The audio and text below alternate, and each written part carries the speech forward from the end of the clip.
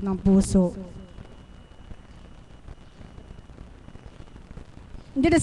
Binigyan po siya ng 7 dahon at yun po daw ay kanyang iinumin araw-araw. Talaga pong sadya po talagang pinagtibay po kami mag-asawa. Nang matapos na po yung 1 buwan niyang gamot, pina-ultrasound po uli namin. Andun pa rin po, hindi po rin po siya nawawala. Sadya po kami talagang lumaban. Hindi po kami nawala ng pag-asa. Talaga pong ako at ang aking kabiyak ng puso ay nagtibay po at nanalig. Nanampalataya po siya at buo po namin bigay ang pagtitiwala namin sa Kanya. Nagkaisa po kami mag-asawa sa pananampalataya. Yun lang po ang paraan na para gumaling ang karamdaman ng aking kabiyak ng puso. 1 buwan po, hindi po nawala. Patuloy pa rin po kami, umiinom siya ng dahon-dahon. 2 buwan po, andun pa rin po, nakadikit pa po. Talagang napakatindi po ng pagkakadikit sa kanyang pantog. Sa 3 buwan po, patuloy po kami umiinom ng dahon-dahon. Sa 3 buwan po, namulat po kami na aking kabiyak ng puso at talaga pong kagalakan po ang dumapo sa amin pong dalawa. Alam niyo po, talagang tunay na buhay ang Diyos. Ang salita po ng nag-ultrasound. Bakit nawala? Bakit nawala ang buha-buhangin mo sa pantog? Hindi pa ba buhay ang Diyos? Nang dahil sumobra po ang saya namin, talaga pong wala po kami pagsiglang kaligayahan sapagkat napakabuti po ng Panginoon. Napaka mapagbigay po siya. Talagang buong puso namin ibinigay po ang pagtitiwala niya at pananalig at pananampalataya. Mula po ng 2009 hanggang ngayon po 2014 na, hindi na po uminom ng gamot ang aking kabiyak ng puso sa kanyang karamdaman. At sinabi po na mahal na apo Kunching sa kanya na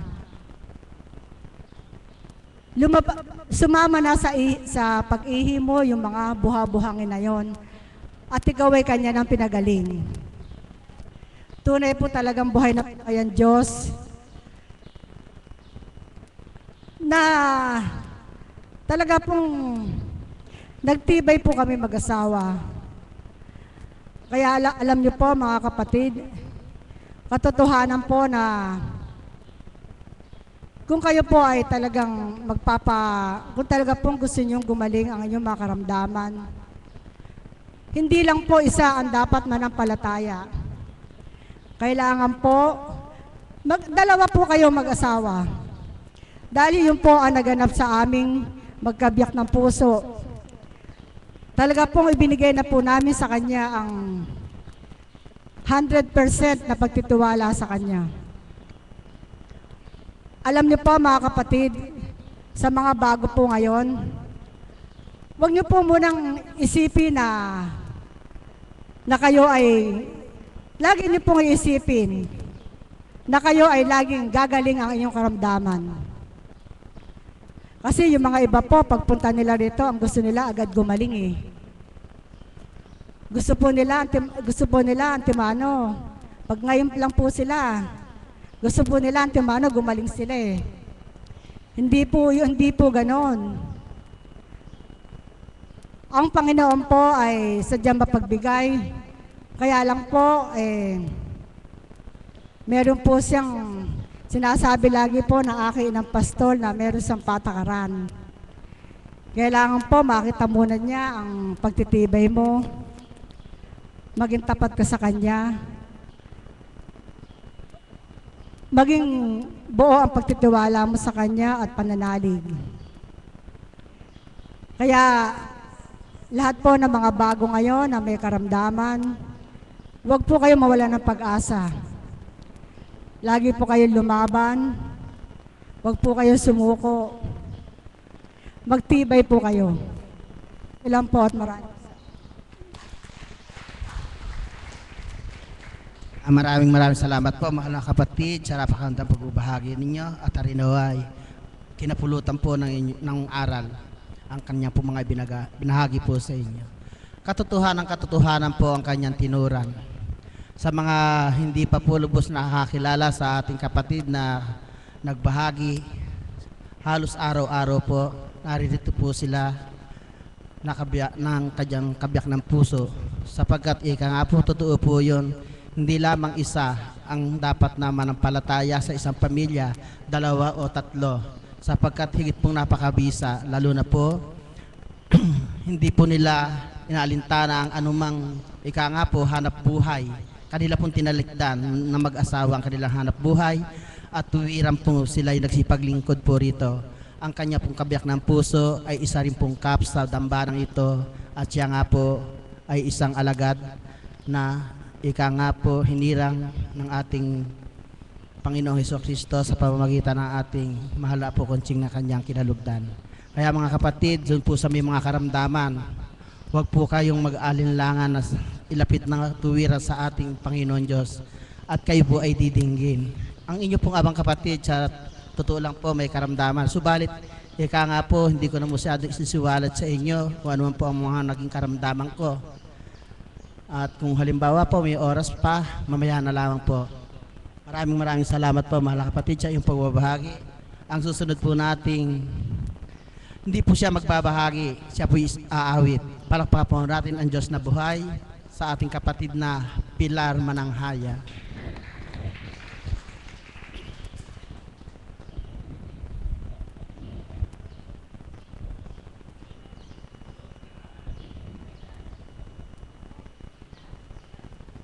Salamat kapatid, purihin ang Ama. At muli po, ako po ay tumindig dito sa harapan upang alayan kayo ng isang awit. Higit sa lahat sa ating Panginoon na nagpupuri po ako at nagpapasalamat sapagkat patuloy niyang ipinadarama kung gaano niya ako kamahal at tayo pong lahat. Basta sa tuwi na po, damhin natin na siya ang ating kapiling at mararamdaman natin kung paano niya tayo kamahal. Yan po ang nais ng ating Panginoon sa tuwina. Pasalamatan natin siya, papurihan.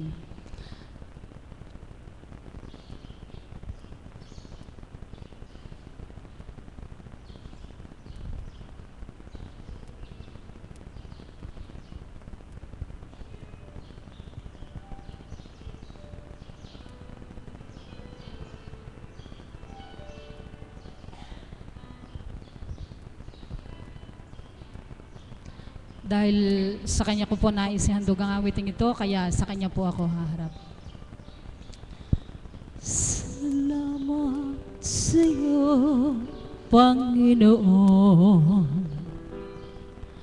Salamat sa buhay ko ngayon. Kung hindi sa iyo ay walang matatamo ang mga pagsusumikap ko. Kaya sa bawat sandali sa'yo ako'y nagpupuri dahil sa iyong kabutihang aking nakamtan, ang pangarap kong tagumpay. Salamat sa iyo, Panginoon. Salamat sa buhay ko ngayon at kailanman sa iyo ay hindi nalilikhaw ang buhay kong ikaw ang siyang tanglaw.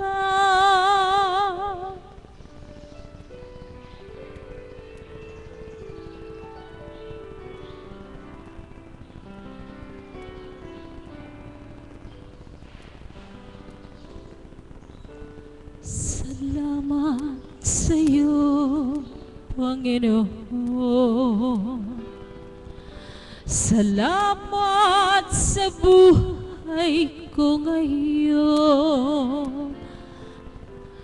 Kung hindi sa iyo ay walang matatamo ang mga pagsusumikap ko.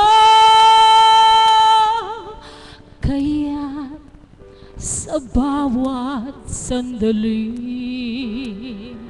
sa iyo ako'y nagpupuri dahil sa iyong kabutihang aking nakamtan. Ang pangarap kong tagumpay. Salamat sa iyo, Panginoon.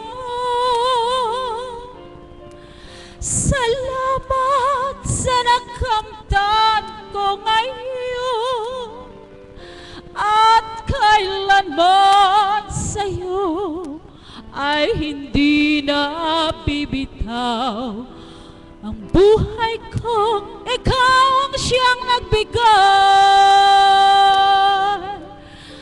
Salamat sa iyo, Panginoon.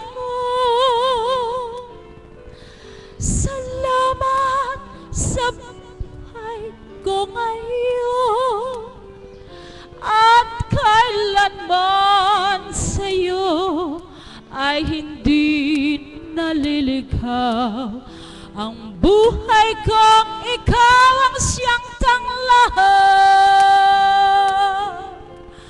Salamat sa iyo, Divine Mercy. Salamat sa iyong kinalugdan na sa iyo, sa Kanya ika'y nananahan. Tuwirang siya iyong kinalugdan.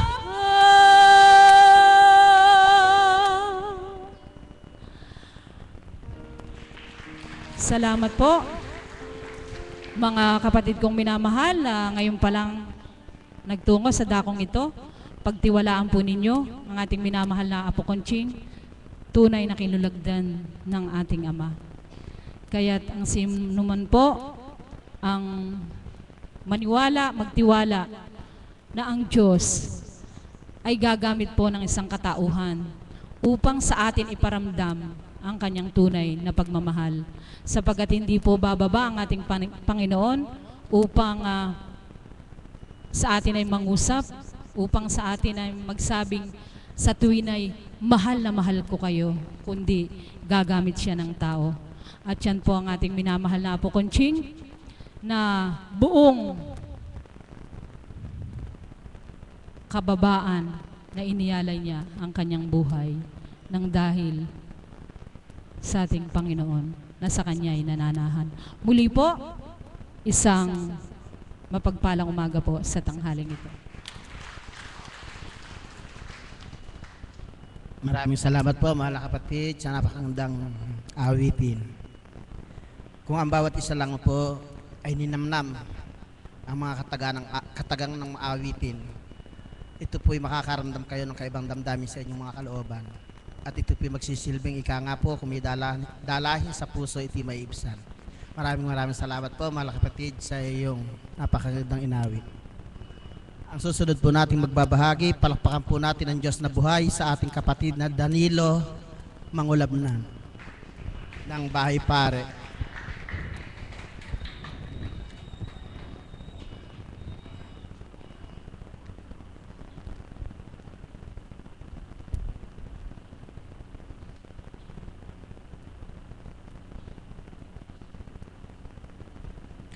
Magandang umaga po sa tanghaling ito sa inyo pong lahat.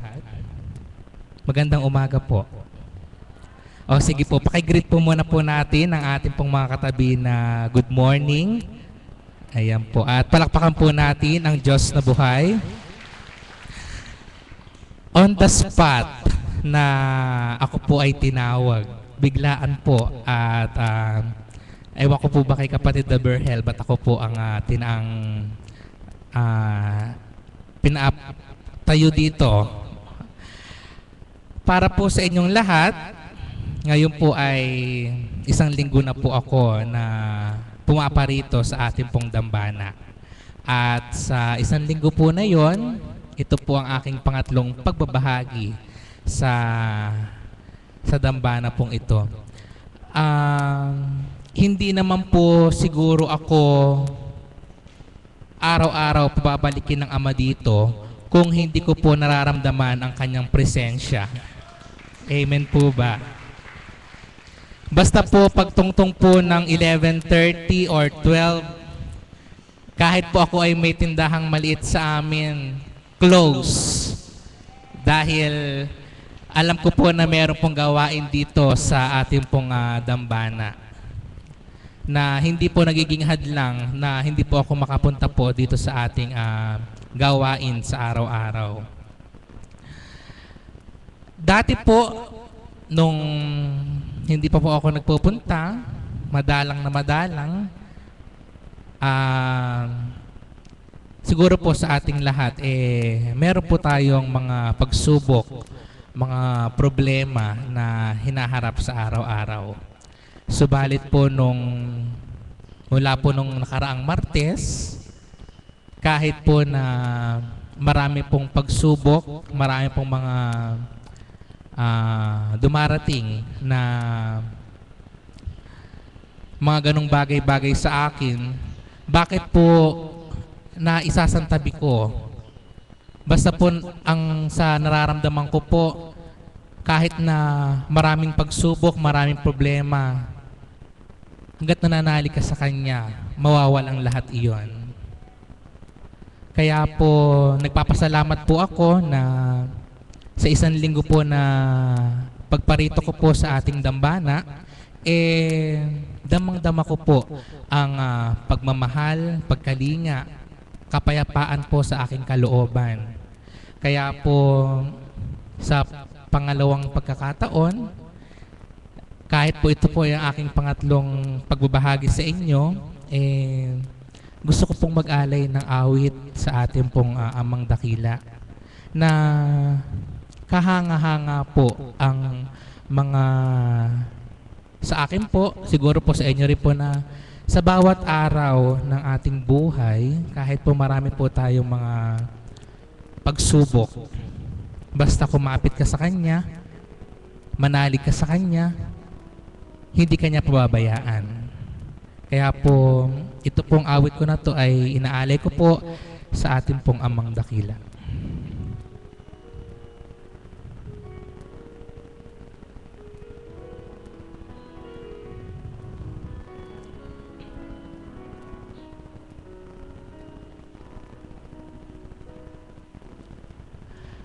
Kahanga-hanga ang iyong pangalan, O Panginoon, sa sangkalupaan ipinagbunyi mo ang iyong kamahalan sa buong kalangitan.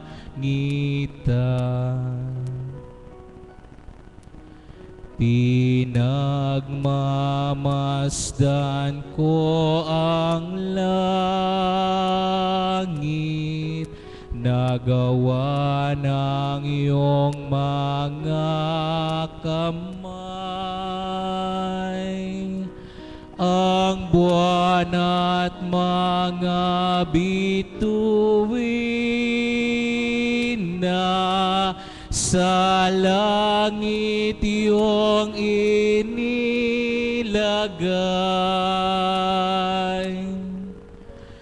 Kahanga-hanga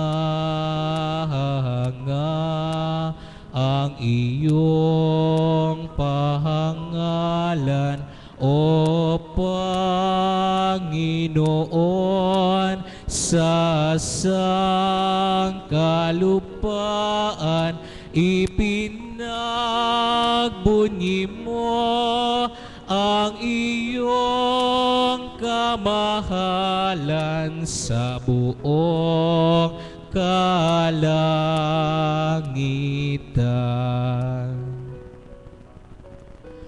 O sino kaya siyang tao na iyong pinagmamasdan? Ginawa mong anghel ang katulad, pinuno mo ng karangalan.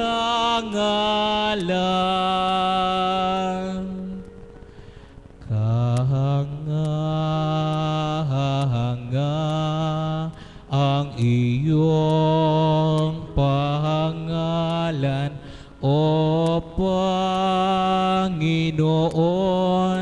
sa sangkalupaan, ipinagbunyi mo ang iyong kamahalan sa buong kalangitan, sa buong kalangitan. O Diyos kanganga.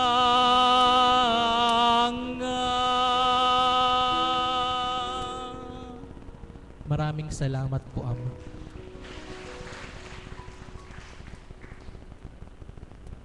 Maraming salamat po, mahalang kapatid. Isang masigabo nga pong palakpakan para sa ating kapatid na Danilo.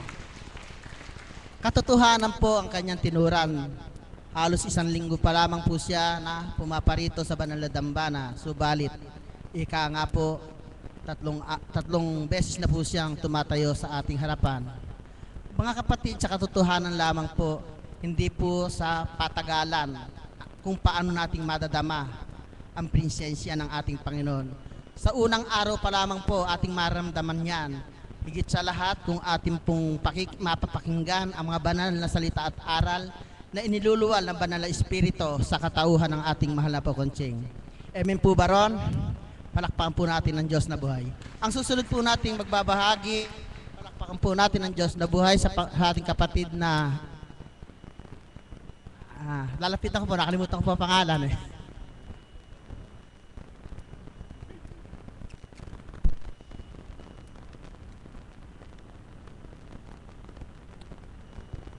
Ama, muli papurit pasasalamat sa iyo sa iyong kabutihan sa bawat araw ng aming buhay dito sa dambanang ito. Sa kabila ng mga pinagdadaanan, patuloy kang naririto upang kami gabayan at patnubayan sa bawat oras. Maraming salamat